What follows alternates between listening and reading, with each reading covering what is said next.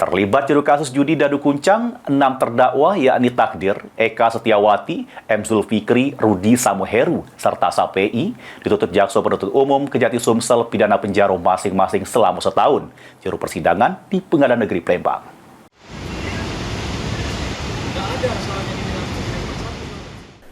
Terlibat juru kasus judi Dadu Kuncang, 6 terdakwa yakni Takdir, Eka Setiawati, M. Zulfikri, Rudi Samuheru, serta SAPI jalani sidang di Pengadilan Negeri Palembang kelas 1A khusus juru agenda tuntutan jaksa penuntut umum.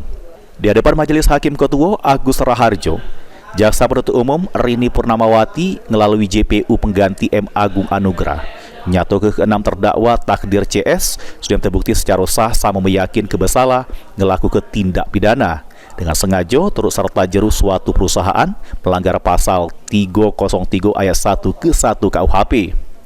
Menuntut pidana penjara masing-masing selama 1 tahun dikurangi selama terdakwa berada jeru tahanan.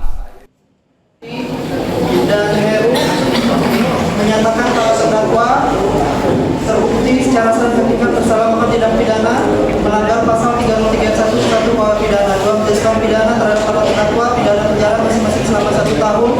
Menyatakan barang bukti berupa uang tunai Rp3 dirampas untuk negara. Selanjutnya, para terdakwa bakal jalani sidang jeru agenda putusan oleh Majelis Hakim. Heru Wahyudi, PAL TV.